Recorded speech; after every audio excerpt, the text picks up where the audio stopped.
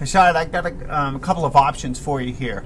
Here we are at the project level. We are actually pulling from the table called resources here, and this is a user field. So if I collected Colleen, for instance.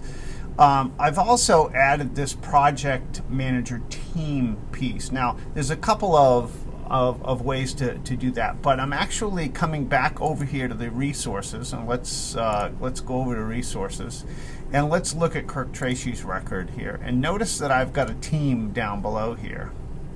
So if I'm selecting an individual like Kirk Tracy, which is me right up here, it pulls across by relationship these here. So I look at the relationship between those two tables, and here we have resources are being pulled into projects. And you can see I've pulled a lookup field, which is the project manager team. That means that instead of pulling a resource like a name of somebody, maybe you're pulling a team name or something, in which case here's your team and you've defined what that team is. So that's one way to go about doing it. So if you come up to create a project or select a project, and let's go over here to projects and select a new project. If you select the project manager as me, you'll get the team. And that's because it's defined over here, and it's a lookup field for this here.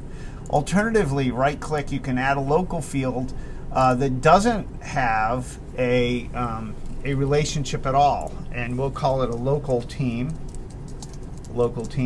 and that will be a user list field here, list user field. And in this way, it's not drawing from this resource here. It's one that is selecting the users. Now, what do those look like? I'm going to right click and edit this field here and take a look at the properties here. Do you see custom user set? Now you can select different people to be included or excluded into this list. If you use the default one, it's the team or everybody from the user list over here that has a checkbox right here will be included in that drop down. Hopefully that addresses what you're asking.